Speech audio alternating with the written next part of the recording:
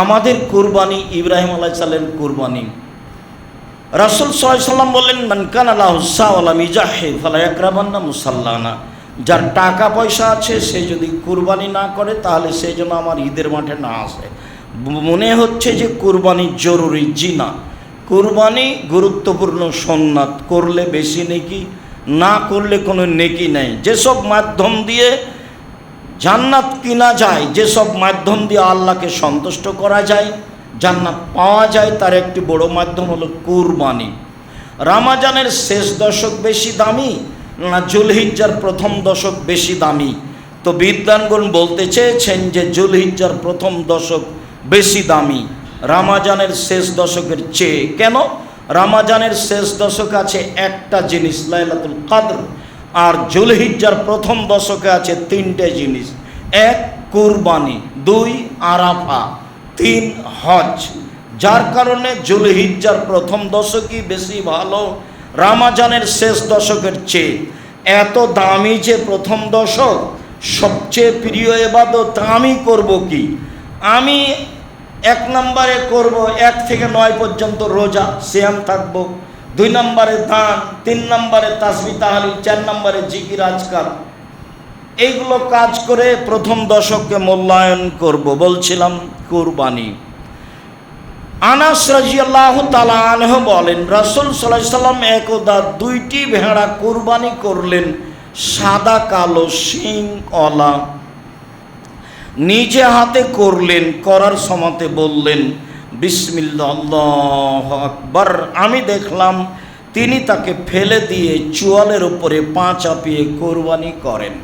আয়েশা রাদিয়াল্লাহু তাআলা আনহা বলেন, আমার রাসূলুল্লাহ সাল্লাম জাহান, রাসূল সাল্লাল্লাহু আলাইহি সাল্লাম একটি কুরবানি কেনার জন্য বললেন, অফিরাতিন কাবশান, একটি ভেড়া কেনার জন্য বললেন। এতাও ফি সাওয়াদিন ওয়া ইয়াবরুকু ফি সাওয়াদিন ইয়ানজুরু ফি সাওয়াদিন। কালোতে হাঁটে, কালোতে খায়, কালোতে সয়। কেন তিনি বললেন কালোতে হাঁটে, কালোতে খায়, কালোতে সয়? এর রহস্য রাসূল সাল্লাল্লাহু আলাইহি সাল্লাম কিছু বলেননি। তবে বিদ্বানগণ মনে করেন কালো প্রাণীর গোশতের স্বাদ বেশি আছে, হতে পারে। তিনি বললেন যাও ভেড়া কিনো, এমন ভেড়া যে কালোতে হাঁটে, কালোতে খায়, কালোতে সয়, মুখ কালো, পা কালো, পেট কালো। আয়েশা রাদিয়াল্লাহু তাআলা আনহা বলেন, নিয়ে আসা হলো, তার হাতে দেওয়া হলো। তখন বললেন, আয়েশা একটা ছুরি নিয়ে আসো, তুমি নিজে ধারালো করে নিয়ে আসো। ফাফালা, তিনি তাই করলেন। আমাদের দেশে সাধারণত পুরুষ মানুষ ছুরি ধারালো করে। আয়েশা রাদিয়াল্লাহু তাআলা আনহাকে আল্লাহর নবী বললেন ছুরি ধারালো করতে পাথরের মাধ্যমে। তিনি তাই করলেন এবং নাম ধরে বললেন, আয়েশা ছুরিটা ধারালো করে নিয়ে আসো। স্বামী স্ত্রীর নাম ধরে ডাকবে, এতেই ভালোবাসা বেশি আছে, এই কথাই ঠিক। বলছিলাম সম্মানিত দিনী ভাই বোন, কুরবানি। রাসূল সাল্লাল্লাহু আলাইহি সাল্লাম বলেন, লা তাসবুহু ইল্লা মুসিন্না, তোমরা দাঁত ছাড়া কুরবানি করো না। ছাগল দাঁতে 1 বছরে, গরু দাঁতে 2 বছরে, উট দাঁতে 5 বছরে, মানুষ দাঁতে 7 বছরে সাধারণত। এরকম একটা বয়স। 1 বছর হলেই হবে কথা ঠিক নয়, দাঁত হতে হবে এ কথাই ঠিক। বছর না হলেও দাঁত দেখেই কুরবানি করতে হবে, যা রাসূল সাল্লাল্লাহু আলাইহি সাল্লাম বলেন। আলী রাদিয়াল্লাহু তাআলা আনহু বলেন, আমার আনা রাসূলুল্লাহ সাল্লাল্লাহু আলাইহি ওয়াসাল্লাম আইনা লোজনা, আমাদেরকে বললেন ভালোভাবে চোখ দেখে নিব, ভালোভাবে কান দেখে নিব।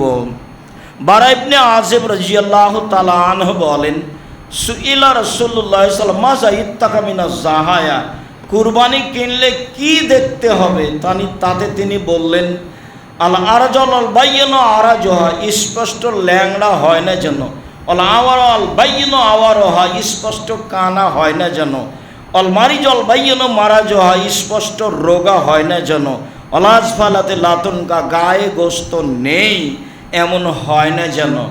পশু কেনার সময় দেখতে হবে লেজ ভালো, কান ভালো, তারপরে আপনার চোখ ভালো, পা ভালো, নিখুঁত কিনতে হবে।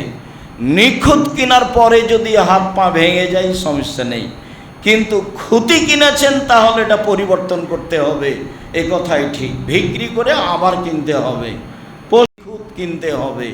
কুরবানির সাথে আকিকার কোনো সম্পর্ক নেই। আকিকা হচ্ছে পিতার জিম্মেদারি, 7 দিনের দিন করতেই হবে।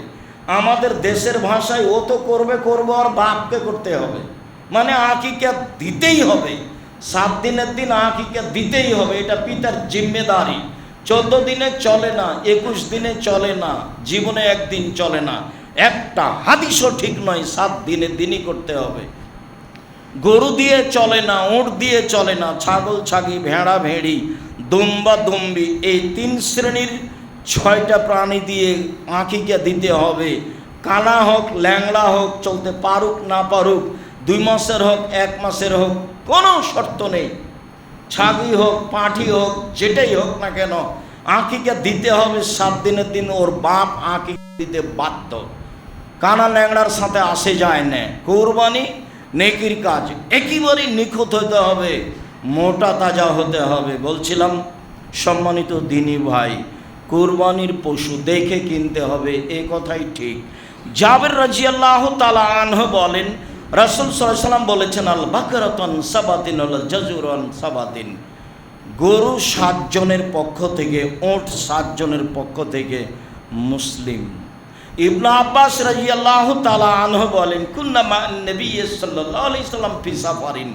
আমরা একদা সফরে রাসূলের সাথে ছিলাম। পাহাজার লাজহা, কুরবানি চলে আসলো। ফাস্তারাকনা, আমরা অংশগ্রহণ করলাম।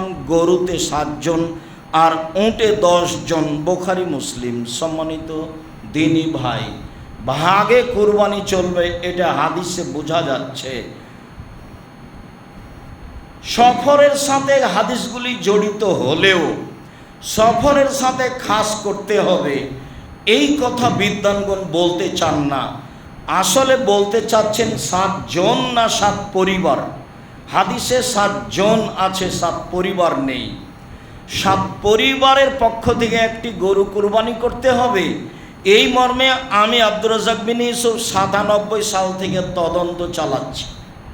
এ যাবৎ আমি এমন কোনো হাদিস একটা পেশ করতে পারিনি যার মাধ্যমে বলতে পারি যে 7টি পরিবারের পক্ষ থেকে একটি গরু কুরবানি চলবে, এরকম আমি বলতে পারিনি। তবে 7 জনের পক্ষ থেকে আছে, তার প্রমাণ আছে সহিহ হাদিস। 7 জন আর 7 পরিবার এক নয়। পরিবারের পক্ষ থেকে একটি পশু কুরবানি হতে হবে, এ কথাই ঠিক। কয়েকটি হাদিস। আয়েশা রাদিয়াল্লাহু তাআলা আনহা বলেন, নাহারা রাসূলুল্লাহ সাল্লাল্লাহু আলাইহি সাল্লাম মিন আলে মুহাম্মদ বাকারাতান ওয়াহিদা ফি হজ্জাতিল বিদা। রাসূল সাল্লাল্লাহু আলাইহি সাল্লাম বিদায় হজে তার পরিবারের পক্ষ থেকে একটি গরু কুরবানি করেছিলেন। বুখারী মুসলিম। আবু হুরায়রা রাদিয়াল্লাহু তাআলা আনহু বলেন, রাসূল সাল্লাল্লাহু আলাইহি সাল্লাম তার এবং তার পরিবারের পক্ষ থেকে একটি কুরবানি করেন। আনাস থেকেও যে বর্ণনা রয়েছে, তিনি তার পা তার চোয়ালের উপরে চাপালেন ফেলে দিয়ে। তারপরে তিনি বলছেন, আল্লাহুম্মা তাকাব্বাল মিন মুহাম্মদ ওয়া আলে মুহাম্মদ। আল্লাহ তুমি মুহাম্মাদের পক্ষ থেকে, তার পরিবারের পক্ষ থেকে কুরবানিটি কবুল করো। সুম্মা কালা বিসমিল্লাল্লাহু আকবার। এরপরে তিনি জবে করলেন। বুখারী মুসলিম 2, 3। রাসূল সাল্লাল্লাহু আলাইহি সাল্লাম বিদায় হজের লম্বা ভাষণে বললেন, মেখলা বিবি সুলাইম বলেন, কুল্লামা রাসূলুল্লাহ সাল্লাম বি আরাফা। আমরা রাসূলের সাথে আরাফায় ছিলাম। তিনি বক্তব্যের এক পর্যায়ে বলেন, ইয়া আইয়ুহান নাস, হে পৃথিবীর জনগণ, ইন্না লিকুল্লি আহলে বাইতিন উযিয়া ফি কুল্লি আম। প্রত্যেক বছর একটা পরিবারের পক্ষ থেকে অন্তত একটা কুরবানি হতে হবে। পৃথিবীর জনগণ শুনে রেখো, প্রত্যেক পরিবারের পক্ষ থেকে অন্তত একটি কুরবানি হতে হবে। আতা রাদিয়াল্লাহু তাআলা আনহু বলেন, আমরা আবু আইয়ুব আনসারীকে জিজ্ঞাসা করলাম, কাইফা কানাতিজ যাহায়া ফি আহদি রাসূলিল্লাহ সাল্লাল্লাহু আলাইহি ওয়াসাল্লাম। রাসূলের যুগে কুরবানি কেমন ছিল? তিনি বললেন, ও রাজুল ইজাহি আশাতা আও বিশাতা আনহু আন আহলি বাইতিহি, একজন ব্যক্তি একটা ছাগল জবে করতেন তার পক্ষ থেকে, তার পরিবারের পক্ষ থেকে। ইয়াকুলুনা ইয়াতঈমুনা, তারা খেত এবং খাওয়াতো। তিরমিজি হাদিস সহিহ। সম্মানিত দ্বীনী ভাই, আমরা বলছিলাম একটা পরিবারের পক্ষ থেকে একটা কুরবানি হতে হবে, অন্তত 100টা জবে করেন। কুরবানি হওয়া ভালো, একাধিক করেন। সারা জীবন ভাই ভাই ভিন্ন থাকে, কুরবানির সময় এসে 3 ভাইয়ের টাকা জমা করে একটা গরু কিনতে হবে, এই হিসাব হবে না। ভাত ভিন্ন যখন, সংসার ভিন্ন তখন, ভাত ভিন্ন যখন, সংসার ভিন্ন তখন সংকীর্ণ পথে যান কেন? আমি আমার বাপ চাচাকে চিরদিন দেখেছি ভাগে কুরবানি দিতে। আমরা যেদিন থেকে বুঝেছি সেদিন থেকে যায় না। ভাগে কুরবানি দিতে হবে আপনাকে, এটা কে বলে দিল? মানুষ দাপট দেখাচ্ছে, সেটা ভিন্ন কথা। দাপট সেটা ভিন্ন জিনিস। মানুষ তো বলছে, কে বলেছে ভাগে কুরবানি চলবে না? মানুষ তো কথা বলছে, আমরা ওই কথার উত্তর দিতে যাইনি। 7 জন আর 7 পরিবার এক নয়, এ কথা বলছি। মাওলানা আব্দুল্লাহ কাফি আল কুরাইশি রাহিমাহুল্লাহ, আহলেদের শীর্ষস্থানীয় মানুষ, তিনি বলছেন একটি গরুতে 7টি পরিবার অংশগ্রহণ করতে পারবে, এরকম হাদিস আমি আব্দুল্লাহ কাফি আল কুরাইশি জানি না। ফতোয়া মাসাইল বই, 60 সালে তিনি ইন্তেকাল করেছেন, আমাদের জন্মের আগে। তার কথা চলে না, আপনার কথা চলে? একটা পরিবারের পক্ষ থেকে একটা পশু কুরবানি হতে হবে, এ কথাই ঠিক। আপনি গোশতের আশায় কুরবানি করেন না, নেকির আশায় কুরবানি করেন। যেসব মাধ্যম দিয়ে আল্লাহকে খুব বেশি সন্তুষ্ট করা যায় তার একটা বড় মাধ্যম কুরবানি। আপনি কুরবানিকে গোশত মাধ্যম মনে করিয়েন না, আল্লাহকে সন্তুষ্ট করার একটা বড় মাধ্যম মনে করেন। ভালো করে মনে রাখবেন, আল্লাহকে যেসব সন্তুষ্ট করার বড় বড় মাধ্যম রয়েছে তার একটা বড় মাধ্যম হলো কুরবানি। টাকা বেশি আছে, রাজস্থান থেকে উট কিনে নিয়েছেন। টাকা কম আছে, ষাঁড় কিনেন। টাকা কম আছে, খাসি কিনেন। টাকা কম আছে, ছাগি কিনেন। টাকা কম আছে, ভেড়া ভেড়ি কিনেন। আজও ভেড়া 3000 টাকাতে পাওয়া যাবে, 7000 টাকা, 10,000, 20,000 টাকা ভাগে লাগে। কি বুঝাতে চাচ্ছেন আপনি? গোশত খাওয়ার জন্য কুরবানি করিয়েন না, মানুষের দাপটের উপরে কুরবানি করিয়েন না। আমি আব্দুর রাজ্জাক বিন ইউসুফ বলছি, আমি আপনার পাশের মানুষ, আমি আপনার সাথে আছি। আমি শরীয়ত সব বুঝিয়ে কথা নয়, ভালো বুঝিয়ে কথা এবং তদন্ত করে কথা। আমার এই লম্বা সময়ে একটা গরুতে 7টা পরিবার অংশগ্রহণ করতে পারবে এমন হাদিস আমি অবগত হতে পারিনি মর্মে। দেশবাসী, এলাকাবাসী, নিজের জন্মভূমির লোকজনকে বলতে চাই, সারা পৃথিবীর মানুষকে বলতে চাই, আল্লাহকে সন্তুষ্ট করার জন্য অন্তত একটা প্রাণী কুরবানি করুন, বেশি করুন, ভালো হবে। সবাই ইনকাম করে, আপনার ছেলেরা সবাই করুক, করুক না, গরিব মানুষ খাক না কেন? কেন আপনার ভিতরে এত সংকীর্ণতা আসলো যে তাহলে তো যা গ্রামে যারা গরিব আছে ওদেরই গোশত বেশি হয়ে গেল, হোক না কেন? এইটাতে আপনি ছোট দিকে আসছেন কেন? গোশত 3 ভাগ করতে হবে, 1 ভাগ দিয়ে আসতে হবে, মাথা পিছু ভাগ করতে হবে, এটা পছন্দ হয়নি। না যাই হারাম বলতে চায় না, 3 ভাগ করা হারাম বেদাত এ কথা বলতে চায় না। 3 ভাগ করেছেন, 1 ভাগ দিয়ে এসেছেন, বাস একটু ধৈর্যের পরিচয় দেন, ওটা থাক। ওটা যারা দেন তারাই ভাগ করে নেক, আর নাহলে আরও কিছু কম দিয়ে আসেন। গ্রাম্য পঞ্চায়েত শুধু কুরবানের দিন দেখতে হবে, নামাজ পড়ে না সেদিন দেখতে হয় না, শুধু ওই ফেতরা দেওয়ার দিন দেখতে হবে। সর্দার সাহেব, গ্রামবাসী ভুল হিসাব। আমি অনেক দিন থেকে গ্রামে বসবাস করি না, গ্রামের কর্মকাণ্ড আমাকে ভালো লাগে না, আজও আমি পছন্দ করি না। তবে আমি আপনার সাথে আছি মর্মে। আজকেই আপনাকে দলীয় দাপট দেখাতে হবে, ক্ষমতা দেখাতে হবে, গ্রাম্য সর্দারের গতিবিধি দেখাতে হবে, তা নয়, এটা ঠিক নয়। ভাগে কুরবানি করিয়েন না। কম টাকা দিয়ে ভেড়া কিনেন, ছেলে মেয়ে আছে, টাকা পয়সা আছে, 10টা কিনেন, তাতে আসে যায় না। 3 ভাগ করলে গুনাহ হবে না, তার চেয়েও কম করেন, তবে যা দিয়েছেন তা ভাগ করিয়েন না। ভাগ করলে পাপ হবে এই কথা আমাদের তদন্তে আসে না, তবে ভাগ না করাই ভালো। আরও দেন, বেশি দেন, যারা দেয়নি তারা বেশি পাক। বলছিলাম কুরবানি, চন্দ্র উঠলে নখ কাটা যাবে না, চুল কাটা যাবে না, এ কথাই ঠিক। হাদিস বুখারী মুসলিম। তবে হাদিসের ভাষা যা, তাতে যে কুরবানি দিবে মালিক তার জন্য এটা জরুরি হুকুম, পরিবারের জনগণ তার অধীনস্থ নয়। যদিও সবার পক্ষ থেকে কুরবানি হচ্ছে মর্মে ভালো হতে পারে, সবাই নকচল না কাটুক, তবে যে ব্যক্তি কুরবানি দিচ্ছে তার প্রতি এ আদেশ। বলছিলাম যেসব মাধ্যম দিয়ে আল্লাহকে সন্তুষ্ট করা যায় তার একটি বড় মাধ্যম কুরবানি। মানুষজনও নেই। সম্মানিত দিনী ভাই বোন, বলছিলাম আমাদের কুরবানি ইব্রাহিম আলাইহিস সালামের কুরবানি, অবশ্যই এভাবেই কুরবানি করার চেষ্টা করব। আল্লাহ আমাদের তৌফিক দান করুক। আল্লাহুম্মা আমিন। আল্লাহুম্মা সাল্লি আলাইহি, আল্লাহুম্মা বারিক আলাইহি।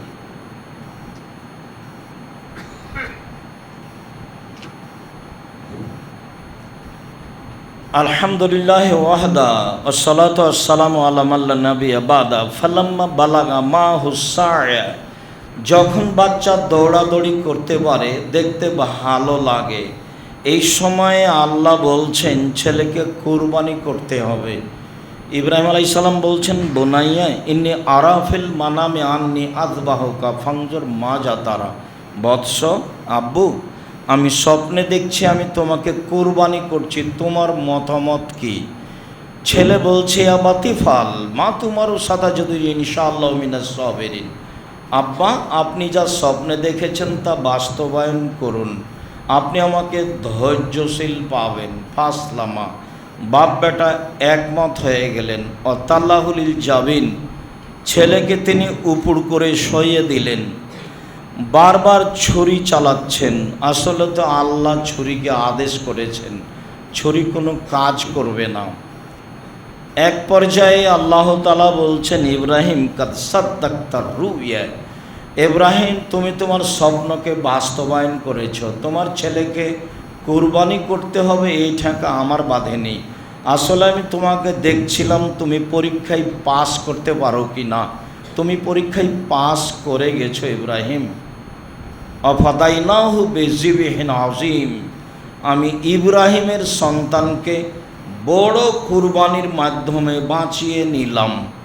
এ কথা আল্লাহ তাআলা বলেন। যেই কুরবানির দুম্বা পশুটি হাবিল কুরবানি হিসাবে পেশ করেছিল, সেইটি আল্লাহ লালন পালন করেছিলেন, সেইটি ইব্রাহিম আলাইহিস সালামকে কুরবানি করার জন্য দিলেন। আমাদের কুরবানি ইব্রাহিম আলাইহিস সালামের কুরবানি। বিগত কথার সাথে দু একটি কথা।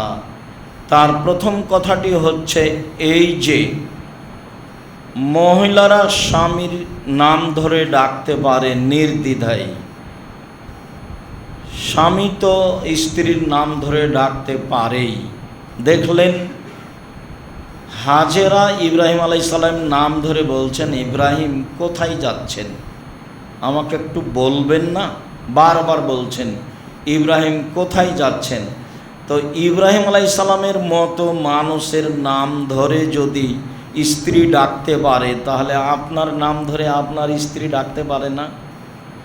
যারা বলছে বড় মানুষের নাম ধরা বেয়াদবি, বেয়াদবি বলাই বেয়াদবি, নাম ধরে ডাকা যায় এ কথাই ঠিক। তারপরে বলছিলাম যে ইব্রাহিম আলাইহিস সালাম যখন বললেন, আব্বু আমি স্বপ্নে দেখছি তোমাকে কুরবানি করছি, তোমার মতামত কি? তখন ছেলে বলছে, আব্বু আপনি আমাকে ধৈর্যশীল পাবেন, আপনি যা স্বপ্নে দেখেছেন তা বাস্তবায়ন করুন। বাপ বেটা একমত, এখানে কোনো কথা নেই। ছুরির নিচে লোহা লাগানো হয়েছে তাই ছুরি কাজ করে না, কথা মিথ্যে। চোখে যেন দেখে ভালোবাসা না জন্মে, তাই ইব্রাহিম আলাইহিস সালাম চোখে কাপড় লাগিয়েছে, এগুলো সব ডাহা মিথ্যা কথা, ইতিহাস, এগুলো মানুষের বানানো। বাপ বেটা একমত, দেখে কুরবানি করতে হবে, এই কথাই ঠিক। আর আল্লাহ বলে দিয়েছেন ছুরিকে বাস তুমি কাটবা না, কিয়ামত পর্যন্ত ছুরি যদি আর ঘষতে থাকে ইব্রাহিম আলাইহিস সালাম কাজ হবে না, আল্লাহ বলে দিয়েছে। জড়বস্তু আল্লাহর কথা মানে, মানুষ মানে না, মানুষ নিমুখ হারাম আদম সন্তান ছেড়া ভিন্ন কথা। জড়বস্তু যে আল্লাহর কথা মানে তা দেখবেন, এই যে দেখেন ছুরি কাজ করে না। জড়বস্তু যে আল্লাহর কথা মানে তা দেখবেন, এই যে ইব্রাহিম আলাইহিস সালামকে আগুনে ফেলে দেওয়া হলো, আল্লাহ বলছেন আগুন কোন বর্তম সালামা, ঠান্ডা, বাস শীতল হও। ইব্রাহিম জ্বলে যায় না যেন। এই যে আগুন কথা শুনে ঠান্ডা হয়ে গেছে। ওই যে এক লোক 99 লোককে হত্যা করার পরে জিজ্ঞাসা করলো বাঁচার পথ, তো বললো বাঁচার পথ আবার 99টার পরে না। তো বলে তাহলে তাকে আর রেখে কি হবে, তাকে মারলো 100টা, বাঁচার পথ ওই যে গ্রামে যাও। তো গ্রামে যাওয়ার সিদ্ধান্তে সময় শেষ। যাওয়ার চেষ্টাটা দেখালেন আল্লাহকে যে আমি তো খুঁজছিলাম পথ। তো 2 দল ফেরেশতা আসলো, মেপে দেখো কত দূর গেছে। আল্লাহ মাপতে লাগিয়ে এই গ্রামকে বলছে যে পিছে হটো, আর ওই গ্রামকে বলছে আগাও। এই যে পিছে হটে গেল, আগে বেড়ে গেল। জড়বস্তু আল্লাহর কথা মানে। একটা লোক নিজেকে খুব পাপী মনে করে ছেলেরাকে বলল, দেখো বাবা আমি বড় পাপী, আল্লাহ আমাকে ধরতে পারলে সবচেয়ে বেশি শাস্তি দিবে, অতএব তোমরা আমাকে আগুন দিয়ে জ্বালিয়ে অর্ধেক ছাই মাটিতে ফেলে দিও, পানিতে ফেলে দিও। ছেলেরা তাই করলো। আল্লাহ মাটিকে বললেন ছাই জমা করে দাও, পানিকে বললেন ছাই জমা করে দাও, দিল। তারপরে আল্লাহ বললেন কেন এটা করলে? বলে তোমার ভয়ে করেছি, তুমি ভালো জানো। ঠিক আছে আমার ভয়ে করেছো, তোমাকে ক্ষমা করে দিলাম। সব বুখারী মুসলিমের হাদিস। দেখেন জড়বস্তু আল্লাহর কথা মানে। ছুরির নিচে লোহা লাগাতে হবে কেন? আল্লাহ বলে দিয়েছেন কাটবা না, বাস। এ তো জড়বস্তু আল্লাহর কথা মানে। আদম সন্তান নিমুখ হারাম মারামারি করে, হইচই করে, কেসকামার করে, দাঙ্গামা হাঙ্গামা করে, শয়তানি করে, জুয়াচুরি করে, দাগাবাজি করে, রাহাজানি করে, অন্যায় করে, অবিচার করে, জমি দখল করে, ক্ষমতা দেখায়, দলীয় দাপট দেখায়। এটাই তার জীবন। উল্টে পড়ে যাবে, জাহান্নামে যাবে, এই তো তার জীবন। সে তো বুঝতে পারছে না যে মরা কতটুকু, বেঁচে থাকা কতটুকু। পশু প্রাণীর মতো থাই খায় হাগে, এটাই তার জীবন। অন্যায় করে, অবিচার করে, এটাই তার জীবন। সম্মানিত দিনী ভাই বোন, আমাদের কুরবানি ইব্রাহিম আলাইহিস সালামের কুরবানি। রাসূল সাল্লাল্লাহু আলাইহি ওয়াসাল্লাম বললেন মান কানা লাহু সাওয়ালা মিজাহি ফালা ইয়াকরাবান্না মুসাল্লানা। যার টাকা পয়সা আছে সে যদি কুরবানি না করে তাহলে সেই জন্য আমার ঈদের মাঠে না আসে। মনে হচ্ছে যে কুরবানি জরুরি, জি না। কুরবানি গুরুত্বপূর্ণ সুন্নাত, করলে বেশি নেকি, না করলে কোনো নেকি নেই। যেসব মাধ্যম দিয়ে জান্নাত কিনা যায়, যেসব মাধ্যম দিয়ে আল্লাহকে সন্তুষ্ট করা যায়, জান্নাত পাওয়া যায়, তার একটি বড় মাধ্যম হলো কুরবানি। রমজানের শেষ দশক বেশি দামি না জুলহিজ্জার প্রথম দশক বেশি দামি? তো বিদ্বানগণ বলতে চেয়েছেন যে জুলহিজ্জার প্রথম দশক বেশি দামি রমজানের শেষ দশকের চেয়ে। কেন? রমজানের শেষ দশকে আছে একটা জিনিস, লাইলাতুল কদর, আর জুলহিজ্জার প্রথম দশকে আছে 3টে জিনিস। 1 কুরবানি, 2 আরাফা, 3 হজ। যার কারণে জুলহিজ্জার প্রথম দশকই বেশি ভালো রমজানের শেষ দশকের চেয়ে। এত দামি যে প্রথম দশক, সবচেয়ে প্রিয় ইবাদত আমি করব কি? আমি 1 নম্বরে করব 1 থেকে 9 পর্যন্ত রোজা, সিয়াম থাকব।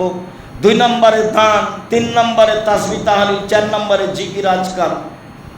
এইগুলো কাজ করে প্রথম দশককে মূল্যায়ন করব। বলছিলাম কুরবানি। আনাস রাদিয়াল্লাহু তাআলা আনহু বলেন রাসূল সাল্লাল্লাহু আলাইহি সাল্লাম একদা 2টি ভেড়া কুরবানি করলেন, সাদা কালো শিংওয়ালা। নিজে হাতে করলেন। করার সময়তে বললেন বিসমিল্লাহ আল্লাহু আকবার। আমি দেখলাম তিনি তাকে ফেলে দিয়ে চোয়ালের উপরে পা চাপিয়ে কুরবানি করেন। আয়েশা রাদিয়াল্লাহু তাআলা আনহা বলেন আমার রাসূল সাল্লাল্লাহু আলাইহি সাল্লাম সাহান, রাসূল সাল্লাল্লাহু আলাইহি সাল্লাম একটি কুরবানি কেনার জন্য বললেন, অফিরাতিন কাবশান, একটি ভেড়া কেনার জন্য বললেন।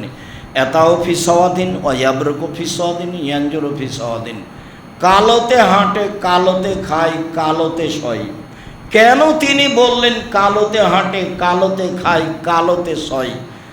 এর রহস্য রাসূল সাল্লাল্লাহু আলাইহি সাল্লাম কিছু বলেননি। তবে বিদ্বানগণ মনে করেন কালো প্রাণীর গোশতের স্বাদ বেশি আছে, হতে পারে। তিনি বললেন যাও ভেড়া কিনো, এমন ভেড়া যে কালোতে হাঁটে, কালোতে খায়, কালোতে শয়, মুখ কালো, পা কালো, পেট কালো। আয়েশা রাদিয়াল্লাহু তাআলা আনহা বলেন নিয়ে আসা হলো, তার হাতে দেওয়া হলো। তখন বললেন আয়েশা একটা ছুরি নিয়ে আসো, তুমি নিজে ধারালো করে নিয়ে আসো। ফাফালা, তিনি তাই করলেন। আমাদের দেশে সাধারণত পুরুষ মানুষ ছুরি ধারালো করে। আয়েশা রাদিয়াল্লাহু তাআলা আনহাকে আল্লাহর নবী বললেন ছুরি ধারালো করতে পাথরের মাধ্যমে, তিনি তাই করলেন এবং নাম ধরে বললেন, আয়েশা ছুরিটা ধারালো করে নিয়ে আসো। স্বামী স্ত্রীর নাম ধরে ডাকবে, এতেই ভালোবাসা বেশি আছে, এই কথাই ঠিক। বলছিলাম সম্মানিত দিনী ভাই বোন, কুরবানি রাসূল সাল্লাল্লাহু আলাইহি সাল্লাম বলেন, লা তাসবাহু ইল্লা মুসিন্না, তোমরা দাঁত ছাড়া কুরবানি করো না।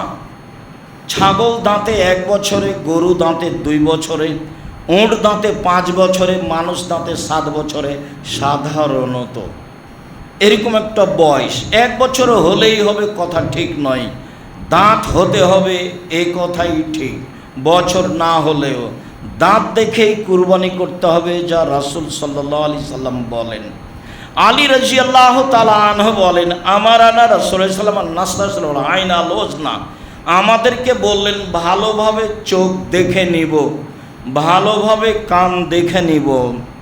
বারা ইবনে আযিব রাদিয়াল্লাহু তাআলা আনহু বলেন, সুইলা রাসূলুল্লাহ সাল্লাল্লাহু আলাইহি ওয়াসাল্লাম মাযা ইত্তাকা মিনাজ জাহায়া, কুরবানি কিনলে কি দেখতে হবে?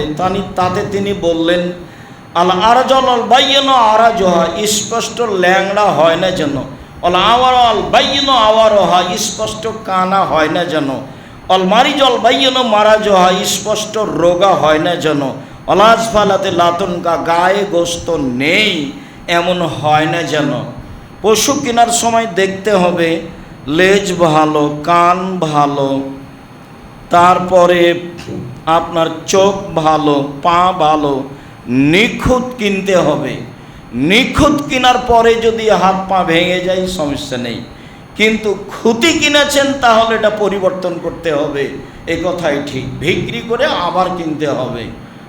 নবী ইব্রাহিমকে নবী বলে বিশ্বাস করে থাকি, আর আমার জিন্দেগিতে কখনো আমার লজ্জাস্থান আমার স্বামী ছাড়া অন্য কাউকে ব্যবহার করতে না দিয়ে থাকি। ফালা তুসাল্লিত আলায়াল কাফেরা, তাহলে তুমি এই নির্জন ঘরে কাফেরকে আমার উপরে জয়ী করো না। কথা শেষ হতে না হতেই স্বৈরাচারী শাসক অজ্ঞান হয়ে মাটিতে পড়ে গেল। সারা আল্লাহকে বললেন, আল্লাহ এ যদি মারা যায় তাহলে আমরা দোষী সাব্যস্ত হব, আমরা আটকা পড়ে যাব, তুমি একে রক্ষা করো। বর্ণনার বিবরণে বোঝা যায় স্বৈরাচারী শাসক বলল, সারা তুমি একটু দোয়া করো আল্লাহর কাছে, আমি বেঁচে গেলে তোমার সাথে অন্যায় করব না। ঘটনা বারংবার 3 বার হলো, দোয়ার ভিত্তিতে ভালো হয়, আবারও অন্যায় করতে যাই। শেষ পর্যায়ে স্বৈরাচারী শাসক বলল, এই তোমরা কে আছো? তোমরা তো আমার নিকটে শয়তানকে পাঠিয়েছ, নিয়ে যাও একে, এর সাথে একটা কাজের মেয়ে হাজেরাকে দিয়ে দাও। মনে রাখবেন, জীবনে উপকার করলে আপনার কেউ ক্ষতি করবে, আপনি যার উপকার করবেন এটাই ঠিক। ক্ষতি স্বীকার করে মানুষের উপকার করতে হবে, এটাও ঠিক। তিনবার দোয়া করে যাকে বিপদ থেকে রক্ষা করলেন, সেই লোকই বলছে, এই কে আছো? তোমরা তো আমার কাছে শয়তানকে পাঠিয়েছ। সারাকে ও শয়তান বলে ঘোষণা করছে। যার দুয়াই 3বার বিপদ থেকে রক্ষা পায় তাকেই শয়তান বলে। মনে রাখতে হবে এটা পৃথিবীর স্বাভাবিক গতি। আপনি উপকার করলে সে ক্ষতি করবে, এটাই স্বাভাবিক হতে পারে, যা আপনি দেখে আসছেন। সম্মানিত দিনী ভাই, বলছিলাম সারা কাজের মেয়ে হাজেরাকে সাথে নিয়ে চললেন স্বামীর কাছে। স্বামীকে বললেন, আল্লাহ স্বৈরাচারী শাসককে সফল করেনি, সে আমাদের একটা কাজের মেয়ে যে দিয়েছে তার নাম হাজেরা। ইব্রাহিম আলাইহিস সালাম স্ত্রী সারাও কাজের মেয়ে হাজেরাকে নিয়ে চললেন। এক পর্যায়ে সারা বললেন, হাজেরা আমাদের তো কোনো ছেলে মেয়ে নেই, তুমি আমার স্বামীর সাথে বিবাহ বন্ধনে আবদ্ধ হও, আমাদের ছেলে মেয়ে হলে ভালো হবে। হাজেরা বললেন, দেখেন যা আছি ভালো আছি, বিবাহ হলে ভালোবাসায় ফাটাল ফাটবে, যা আমি চাই না। একাধিকবার বলার পরে বিবাহ হয়েই গেল। সময়ের গতিতে ইসমাইল আলাইহিস সালাম জন্ম নিলেন। যা হওয়ার তাই হলো, দ্বন্দ্ব দেখা দিল। ইব্রাহিম আলাইহিস সালাম তার স্ত্রী হাজেরাকে সাথে নিয়ে, দুধের বাচ্চা ইসমাইলকে সাথে নিয়ে চললেন বনেবাস স্বরূপ কাবা ঘরের পাশে। ফাওয়াজাহু মাইন্দা দাওহাতা ফাওকা জামজামা, তিনি তার স্ত্রী হাজেরা ও দুধের বাচ্চা ইসমাইলকে জমজম কূপের উপর কাবা ঘরের পাশে গাছের নিচে রেখে উল্টা ঘুরে যেতে লাগলেন। পিছনে পিছনে স্ত্রী হাজেরা হাঁটতে লাগলেন আর বলতে লাগলেন, ইব্রাহিম আইনা তাজহাব, আইনা তাজহাব ইব্রাহিম, ইব্রাহিম আপনি কোথায় যাচ্ছেন? অর্থাৎ রোকনা বেহাজলাদি লাইসা বিন সলাশায়, আপনি এমন একটা উপত্যকায় ছেড়ে যাচ্ছেন যেখানে মানুষ তো নেই, ঘাস পাতাও নেই। আপনি আমাকে কিছু বলবেন না? বলেন কিছু। বারবার বলছেন ওয়ালা ইয়ালতাফিতু ইলাইহা, কিন্তু ইব্রাহিম আলাইহিস সালাম স্ত্রীর দিকে ঘুরে দেখছেন না। ওপর থেকে এটা আদেশ আছে। ইব্রাহিম আলাইহিস সালাম তার স্ত্রীকে ভালোবাসতেন না, ঘটনা তা নয়। 90 বছর বয়সে একটি সন্তান পেয়েছেন, সেই বাচ্চা এবং সেই স্ত্রীকে এইভাবে রেখে আসবেন, তা হতে পারে না। বারবার যখন বলার পরেও ঘুরে দেখলেন না, তখন স্ত্রী নিরুপায় হয়ে বলছেন, আতাজাব বিইজনিল্লাহ, আপনি কি আল্লাহর অনুমতিতে যাচ্ছেন? ইব্রাহিম আলাইহিস সালাম বলেন, না, হ্যাঁ। এছাড়া তিনি আর কিছু বলেননি। তখন স্ত্রী হাজারা বলছেন, ঠিক আছে, ফালা ইউযায়্যিনাল্লাহু তাআলা, আল্লাহ তাহলে আমাদেরকে ধ্বংস করবেন না বলে তিনি ফিরে আসলেন। বাচ্চার পানির প্রয়োজন, কোথায় পানি পাওয়া যায়? পাশে পাহাড়, সাফা পাহাড়। উঠলেন, পথঘাট দেখা যায় না। নেমে মারোয়া পাহাড়ের দিকে গেলেন, উঠলেন, কোনো মানুষজন নেই। বারবার 7 বার ঘোরাঘুরি করলেন, যা হজের সাই হিসাবে উল্লেখ হয়েছে। নিরুপায় হয়ে ভাবছেন, বাচ্চা কি বেঁচে আছে না পিপাসায় মারা গেছে দেখি। বাচ্চার কাছাকাছি হলে একটি শব্দ হলো, কি চান? শব্দের উত্তরে তিনি বললেন, পানি চাই। এতে জিবরাইল আলাইহিস সালাম পায়ের আঘাত দিয়ে একটি ঝর্ণা বের করলেন, সেটা হলো জমজম কূপ। বাচ্চার পায়ের আঘাতে জমজম কূপ নির্মাণ হয়েছে কথাটি ঠিক নয়, মিথ্যা কথা। জিবরাইল আলাইহিস সালাম পায়ের আঘাত দিয়ে জমজম কূপ চালু করেছেন, এ কথাই ঠিক। জমজম মানে আটকানো, তিনি পানি আটকাতে লাগলেন। আব্দুল্লাহ ইবনে আব্বাস রাদিয়াল্লাহু তাআলা আনহু বলেন, রাসূল সাল্লাল্লাহু আলাইহি সাল্লাম বলেছেন, যদি হাজেরা পানি না আটকাতেন তাহলে সারা পৃথিবীর মানুষ জমজম পানি পান করতে পারত বলে রাসূল সাল্লাল্লাহু আলাইহি সাল্লাম বলেন। সম্মানিত দিনী ভাই ও বোন, চললেন ইব্রাহিম আলাইহিস সালাম একটু সামনে, সানিয়া পাহাড়। সানিয়া পাহাড়ে গিয়ে কাবা ঘরের দিকে মুখ করে বলছেন, আল্লাহুম্মা ইন্নী আসকানতু মিন যুরিয়াতি বিওয়াদিন গায়রি যারিন ইনদা বাইতিকাল মুহাররাম। ইব্রাহিম আলাইহিস সালাম বলছেন, হে আমার প্রতিপালক, আমি আমার পরিবারের কিছু অংশ তোমার কাবা ঘরের পাশে রেখে দিলাম, যেখানে মানুষজন তো নেই, ঘাস পাতাও নেই। তুমি যা বলেছ তাই আমি করলাম। একটু আগে স্ত্রী যা বললেন, পরে স্বামীও তাই বললেন। স্বামীও বললেন, তোমার আদেশে আমি আমার স্ত্রী ও দুধের বাচ্চাকে কাবা ঘরের পাশে রেখে দিলাম। তখন কাবা ঘর নির্মাণ হয়নি, তবে ইব্রাহিম সালাম জানেন যে এখানে কাবা ঘর হবে। তার বক্তব্যে কথাই বোঝা যায়, তিনি বলছেন, আল্লাহ, আমার পরিবারের কিছু অংশকে তোমার কাবা ঘরের পাশে রেখে দিলাম, যেখানে মানুষজন তো ঘাস পাতা তো নেই।